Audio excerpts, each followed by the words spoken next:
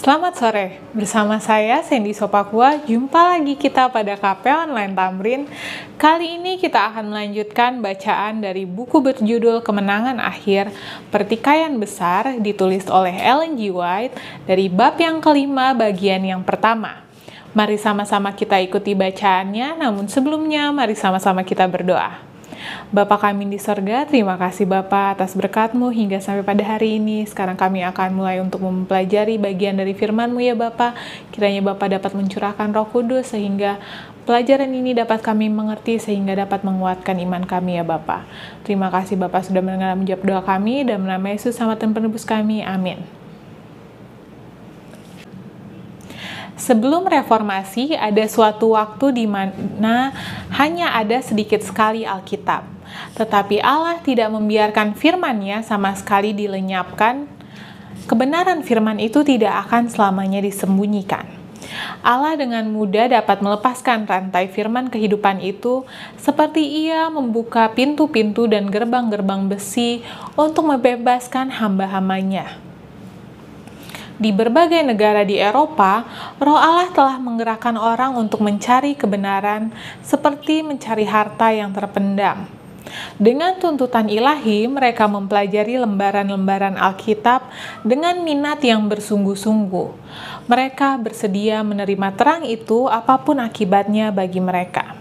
Walaupun mereka tidak bisa melihat segala sesuatu dengan jelas, mereka telah disanggupkan untuk menyadari adanya kebenaran yang telah lama tersembunyi dan terpendam. Sebagai pesuruh atau juru kabar yang dikirim surga, mereka bangkit mematahkan mata rantai kesalahan dan ketahayulan, dan memanggil orang-orang yang telah lama diperbudak itu untuk bangkit dan menyatakan kemerdekaannya. Kecuali di antara orang-orang Waldensia, firman Allah selama berabad-abad tertutup dalam bahasa yang hanya diketahui oleh orang-orang yang terpelajar saja. Tetapi waktunya telah tiba bagi Alkitab untuk diterjemahkan dan diberikan kepada orang-orang di berbagai negeri dalam bahasa mereka sendiri. Dunia telah melewati tengah malamnya. Saat-saat kegelapan telah berlalu dan di berbagai negeri telah terlihat tanda-tanda fajar menyingsing.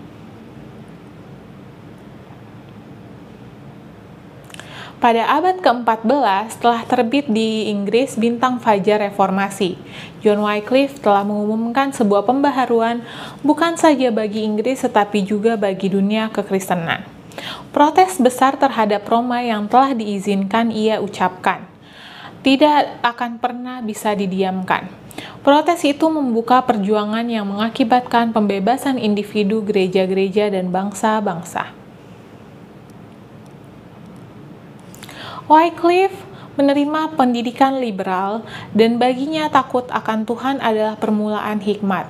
Ia menonjol di perguruan tinggi dalam hal semangat kesalehan, demikian juga dalam bakat yang luar biasa, serta ilmu pengetahuan yang luas. Dalam kehausannya akan ilmu pengetahuan, ia berusaha untuk mengetahui setiap cabang ilmu pengetahuan. Ia dididik di dalam ilmu filsafat, peraturan-peraturan gereja, dan hukum-hukum sipil, terutama yang berlaku di negaranya. Nilai-nilai dari pendidikannya ini nyata besar dalam tugas-tugas di kemudian hari. Pemahaman yang mendalam mengenai filsafat spekulasi pada zamannya menyanggupkannya untuk menyatakan kesalahan. Dan dengan mempelajari hukum nasional dan kependetaan, ia telah disanggupkan untuk terjun dalam perjuangan hak-hak sipil dan kebebasan beragama. Sementara ia dapat menggunakan senjata yang diambil dari firman Allah, ia telah memperoleh disiplin intelektual sekolah-sekolah, dan ia mengerti taktik para pengajar di sekolah-sekolah itu. Kuasa dari kecerdasannya dan luas serta terperincinya pengetahuannya mengundang rasa hormat dari baik teman maupun lawannya. Pengikut-pengikut merasa terpuas bahwa pemimpin mereka menonjol di antara para cerdik pandai di negaranya, dan musuh-musuh tidak bisa mencela dan mencemooh penyebab timbulnya reformasi dengan menggunakan kebodohan atau kelemahan para pendukungnya. Pada waktu Wycliffe masih di perguruan tinggi, ia sudah mempelajari Alkitab.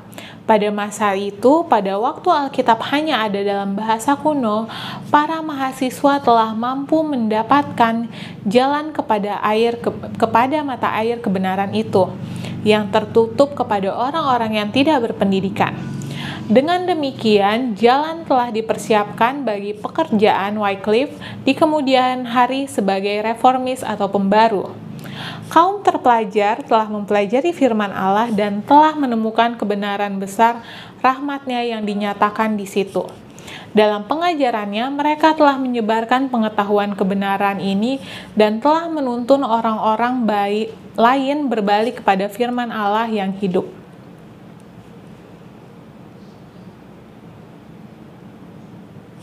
Pada waktu perhatian Wycliffe ditujukan kepada Alkitab, ia menyelidikinya dengan seksama seperti yang ia lakukan untuk menguasai ilmu pengetahuan di sekolah. Sampai sejauh ini ia telah merasakan kebutuhan besar yang tidak bisa dipenuhi baik oleh pendidikannya yang tinggi maupun oleh pengajaran gereja. Di dalam firman Allah, ia menemukan apa yang sebelumnya ia cari dengan sia-sia. Di sini ia melihat rencana penyelamatan dinyatakan dan Kristus ditetapkan sebagai satu-satunya pembela bagi manusia.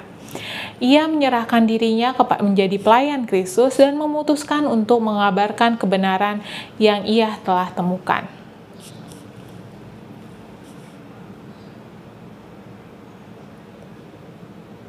Seperti para pembaru yang berikut, Wycliffe tidak melihat ke arah mana perjuangan itu pada permulaannya. Ia tidak menempatkan dirinya sama sekali sebagai oposisi terhadap Roma. Tetapi pengabdiannya kepada kebenarannya terpaksa membuat ia melawan kepalsuan. Semakin jelas ia melihat kesalahan kepausan, semakin bersungguh-sungguh ia menyatakan pengajaran Alkitab. Ia melihat bahwa Roma telah melupakan firman Allah dan menggantikannya dengan tradisi manusia.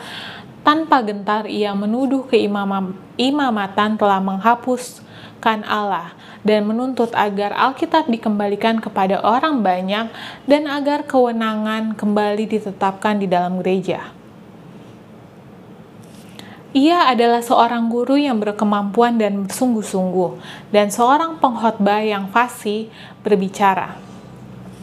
Kehidupannya setiap hari adalah peragaan kebenaran yang dikhotbahkannya, pengetahuan Alkitabnya, kuasa pertimbangannya, kesucian kehidupannya, dan keberanian serta kejujurannya yang tak terbengkokkan memberikan kepadanya penghargaan dan kepercayaan orang banyak. Banyak dari antara orang-orang yang tidak merasa puas lagi dengan kepercayaan mereka yang sebelumnya pada waktu mereka melihat kejahatan yang merajalela di dalam gereja Roma, lalu menyambut dengan sukacita yang tak tersembunyikan kebenaran ditunjukkan oleh Wycliffe. Tetapi para pemimpin kepausan sangat marah pada waktu mereka mengetahui bahwa pembaruan ini telah memperoleh pengaruh yang lebih besar dari mereka.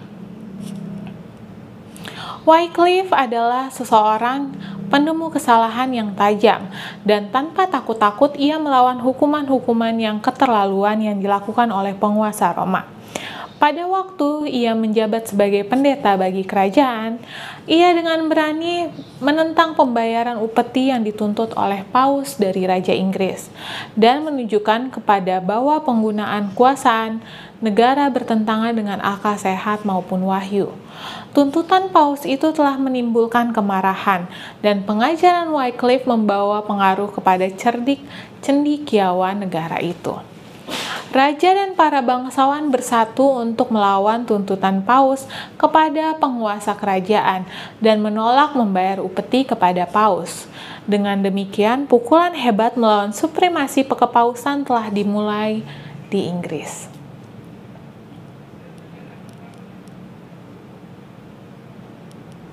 Kejahatan lain yang sudah lama ditentang dan diperangi oleh pembaru itu ialah pembentukan ordo biarawan peminta-minta sedekah. Biarawan mengemis di banyak di Inggris, yang membawa kesan buruk bagi kebesaran dan kemakmuran negara. Industri pendidikan, moral, semua merasakan pengaruh yang memalukan itu. Kehidupan biarawan yang bermalas-malas dan meminta-minta bukan saja menghabiskan sumber-sumber daya dari masyarakat, tetapi juga membuat pekerjaan yang berguna menjadi terhina. Para pemuda mengalami kemerosotan moral dan bejat. Oleh pengaruh para biarawan ini, banyak mereka terbujuk untuk memasuki biara dan membaktikan hidupnya kepada kehidupan biarawan. Hal ini bukan saja tidak dengan seizin orang tua, tetapi bahkan tanpa sepengetahuan mereka dan bertentangan dengan perintah mereka. Salah seorang pendiri mula-mula gereja Roma mengatakan bahwa tuntutan biarawan melebihi kewajiban kepatuhan dan cinta serta kewajiban keluarga. Berkata, meskipun ayahmu tergeletak di pintu rumahmu menangis dan merengek, dan ibumu harus menunjukkan tubuhnya yang melahirkan engkau dan payudaranya yang menyusui engkau, injaklah mereka dan berjalanlah lurus kepada mendapatkan Kristus. Dengan sifat yang tidak berkeprimanusiaan yang dahsyat ini, sebagaimana Luther menggambarkan kemudian, lebih menyerupai keganasan serigala dan kelaliman daripada orang Kristen dan manusia. Demikianlah hati-hati anak mereka dikeraskan melawan orang tua mereka. Itulah yang dilakukan para pemimpin kepausan. Seperti orang Farisi pada zaman dahulu, membuat hukum Allah tidak digunakan atau tidak berguna digantikan oleh tradisi mereka. Rumah-rumah telah menjadi suci dan para orang tua kehilangan anak laki-laki dan anak perempuan mereka. Para mahasiswa di perguruan tinggi pun tertipu oleh pernyataan palsu para biarawan dan bujukan untuk bergabung dengan ordo mereka. Banyak dari antara mereka yang kemudian berbalik karena melihat bahwa mereka telah merendahkan kehidupan mereka dan telah menyebabkan orang tua mereka berduka cita. Tetapi sekali telah erat mereka terperangkap, tidak mungkin bagi mereka untuk membebaskan lagi diri mereka. Banyak orang tua menolak mengirim anak mereka ke universitas karena takut terpengaruh para biarawan. Ada penurunan tajam mahasiswa yang memasuki pusat-pusat pendidikan yang besar. Akibatnya, sekolah-sekolah menderita dan kebodohan pun merajalela. Paus telah memberikan kepada para biarawan ini kuasa untuk mendengarkan pengakuan dan memberi pengampunan. Ini menjadi sumber kejahatan besar, cenderung untuk meningkatkan pendapatan mereka. Para biarawan bersedia memberikan pengampunan dosa kepada para penjahat dari segala jenis kejahatan yang meminta pertolongan kepada mereka. Dan sebagai akibatnya, kejahatan yang paling buruk pun bertambah dengan cepat. Orang sakit dan orang miskin dibiarkan menderita, sementara pemberian yang seharusnya meringankan kebutuhan mereka diberikan kepada para biarawan, yang dengan ancaman meminta sedekah orang-orang, melaporkan rasa tidak hormat orang-orang yang tidak menahan memberi bagi ordo mereka. Walaupun profesi biarawan sebagai profesi miskin, kekayaan para biarawan terus bertambah, dan bangunan mereka yang megah dan meja makan mereka yang mewah membuat kemiskinan bangsa itu semakin nyata. Dan sementara menikmati kemewahan dan kepelesiran, mereka mengutus orang-orang bodoh yang hanya bisa memberi cerita-cerita dongeng, cerita-cerita kuno, dan senda gurau untuk menghibur rakyat dan membuat mereka benar-benar korban penipuan para biarawan. Para biarawan terus menguasai masyarakat banyak yang berpegang pada ketahayulan dan menuntun mereka mempercayai bahwa kewajiban keagamaan adalah terdiri dari mengakui supremasi Paus, memuja orang-orang kudusnya, dan memberikan persembahan kepada para biarawan. Dan dengan melakukan hal itu sudah cukup untuk mendapatkan suatu tempat di surga. kaum cendekiawan dan orang-orang saleh telah bekerja dengan sia-sia untuk melakukan suatu pembaharuan pada ordo biarawan ini. Tetapi Wycliffe, dengan pandangan yang lebih jelas menghantam pada akar kejahatan itu dengan mengatakan bahwa sistem itu sendiri adalah salah dan oleh sebab itu harus dihapuskan.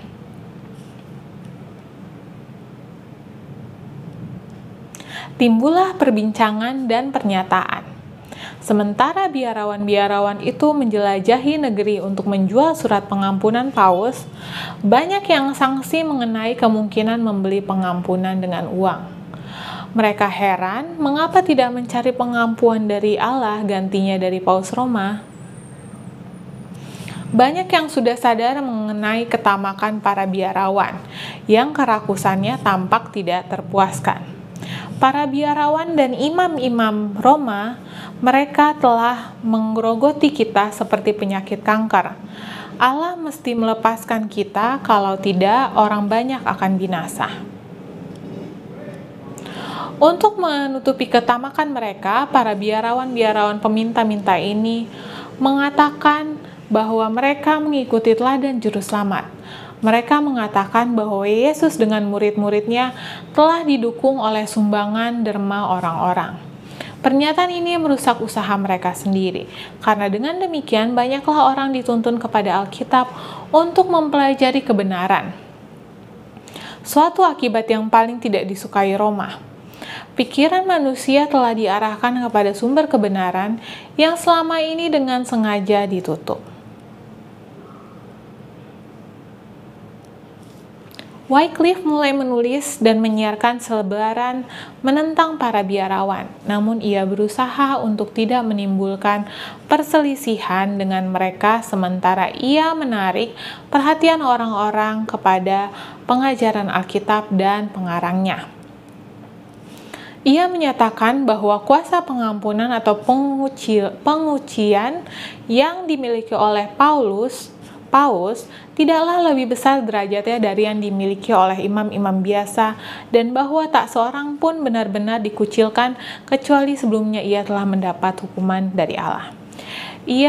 Tidak ada yang berhasil yang dapat dilakukan untuk menggulingkan dominasi raksasa, kerohanian dan duniawi yang telah didirikan oleh Paus, di mana badan dan jiwa berjuta-juta orang ditawan. Sekali lagi Wycliffe dipanggil untuk mempertahankan hak-hak kerajaan Inggris melawan pelanggaran Roma. Dan karena ia diangkat menjadi duta kerajaan Inggris, ia tinggal 2 tahun di negara Belanda untuk bermusyawarah dengan pejabat-pejabat tinggi atau komisaris Paus. Di sini ia berkesempatan berkomunikasi dengan pendeta-pendeta dari Prancis, Italia, dan Spanyol, dan berkesempatan melihat di balik layar dan memperoleh pengetahuan tentang berbagai hal yang selama ini tersembunyi baginya di Inggris. Ia banyak mempelajari hal-hal yang kelak berguna bagi pekerjaannya di kemudian hari dan para utusan istana kepausan yang mengerti sifat dan tujuan yang sebenarnya dari hierarki. Ia kembali ke Inggris untuk mengulangi pelajaran-pelajarannya yang sebelumnya dengan cara yang lebih terbuka dan dengan semangat yang lebih besar. Ia mengatakan bahwa ketamakan, kesombongan, dan penipuan adalah ilah-ilah Roma. Dalam satu selebarannya tentang Paus dan para pengumpul uang, ia berkata, "Mereka mengeruk uang dari negeri kita, dari mata pencarian rakyat kita yang miskin. Ribuan banyaknya setiap tahun, dan uang raja untuk upacara-upacara suci dan hal-hal kerohanian. Tindakan itu adalah tindakan terkutuk, yang membuat semua dunia Kristen menyetujui dan melaksanakan penyimpangan atau bidat ini. Dan tentu saja walaupun negara kita mempunyai gunung emas yang besar, kalau terus-terus uang diambil oleh imam pengumpul uang yang sombong ini, lama-kelamaan gunung emas itu akan habis juga. Paus selalu mengambil uang dari negeri kita, tetapi tidak ada yang dikirim kepada kita selain kutukan Allah atas ketamakan terkutuk ini."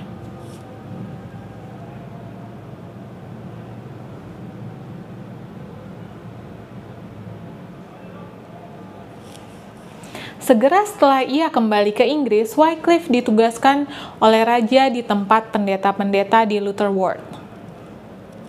Penugasan ini memastikan bahwa raja paling sedikitnya tidak digusari oleh pernyataan yang terus terang itu. Pengaruh Wycliffe terasa di dalam menentukan tindakan istana serta di dalam membentuk kepercayaan bangsa.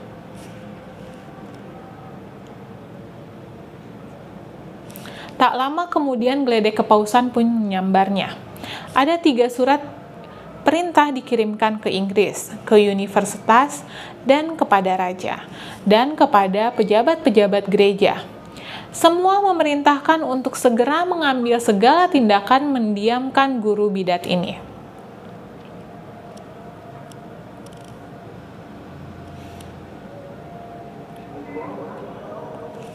Namun, sebelum surat perintah itu tiba, para uskup dengan bersemangat telah memanggil Wycliffe untuk diperiksa. Tetapi 2 orang putra mahkota yang paling berkuasa di kerajaan itu mendampinginya di pengadilan. Dan massa yang mengelilingi gedung pengadilan menerobos memasuki gedung sehingga mengintimidasi para hakim. Akhirnya sidang pada waktu itu ditunda, dan Wycliffe diizinkan pergi dengan aman. Tidak beberapa lama kemudian Edward III yang pada masa tuanya dimintakan oleh para pejabat tinggi gereja untuk mempengaruhi pembaru itu, mengelilingi dunia dan bekas pelindung Wycliffe menjadi wali raja kerajaan.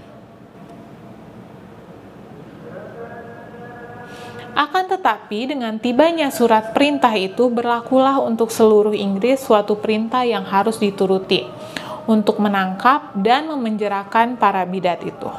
Tindakan ini menunjukkan langsung kepada pembaruan. Nampaknya Wycliffe pasti segera akan menjadi korban pembalasan Roma. Tetapi ia tidak pernah berkata kepada seseorang pada zaman dahulu, "Janganlah takut, akulah perisaimu." Kejadian 15 ayat 1. Sekali lagi merentangkan tangannya untuk melindungi hambanya. Kematian datang bukan kepada pembaru tetapi kepada Paus yang telah mengeluarkan dekret untuk membinasakannya. Paus Gregory ke-11 meninggal dan para petinggi gereja yang berkumpul untuk memeriksa Wycliffe dibubarkan.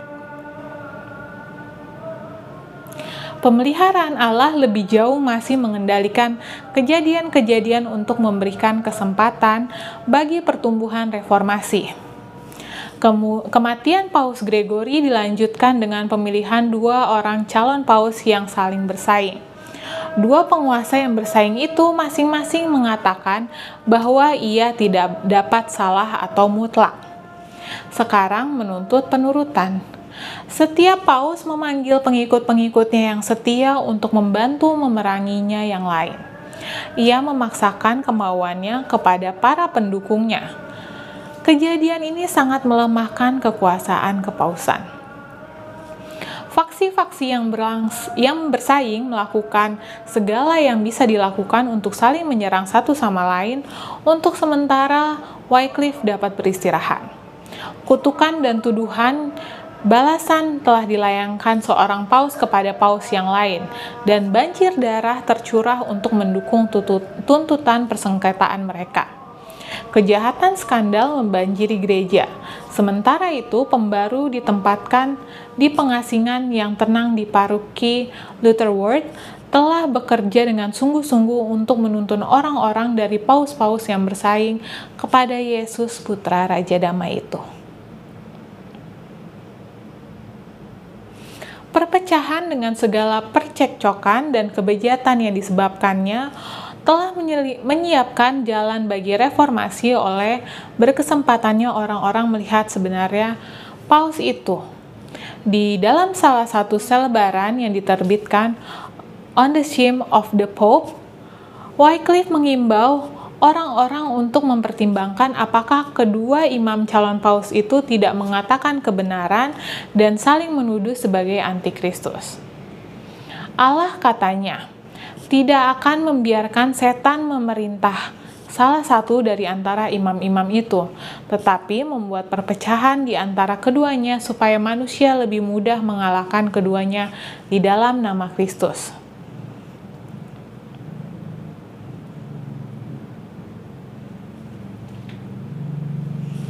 Wycliffe seperti Tuhannya mengkhotbahkan Injil kepada orang miskin.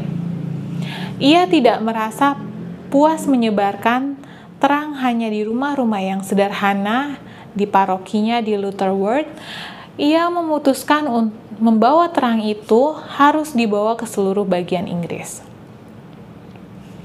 Untuk mencapai maksudnya ini, ia mengorganisasikan suatu badan pengkhotbah yang sederhana, orang-orang yang saleh, yang mencintai kebenaran, dan tidak ada yang lebih diinginkan selain memuaskan kebenaran itu. Orang-orang ini pergi kemana-mana mengajarkan, di pasar-pasar, di jalan-jalan kota, dan di jalan-jalan kota besar, dan di lorong-lorong desa. Mereka mencari orang-orang yang sudah lanjut usia, orang-orang sakit, dan orang-orang miskin, dan membukakan kepada mereka kabar kesukaan rahmat Allah. Sebagai seorang profesor teologi di Universitas Oxford, Wycliffe mengkhotbahkan firman Allah di ruangan-ruangan universitas. Dengan setia, ia mengatakan kebenaran itu kepada para mahasiswanya, sehingga ia menerima gelar doktor kabar Injil. Tetapi karya terbesarnya selama hidupnya ialah penerjemahan Alkitab ke dalam bahasa Inggris. Dalam salah satu karyanya, On the Truth and Meaning of the Scripture, ia mengatakan rencananya untuk menerjemahkan Alkitab agar setiap orang Inggris boleh membaca pembuatan ajaib Allah dalam bahasanya sendiri. Akan tetapi, tiba-tiba pekerjaan itu terhenti. Walaupun ia belum berusia 60 tahun, pekerjaannya yang tak habis-habisnya, belajar ras, dan siksaan dari musuh-musuhnya telah mempengaruhi kekuatannya yang membuatnya lekas tua. Ia terserang penyakit yang berbahaya. Berita itu membawa sukacita kepada para biarawan.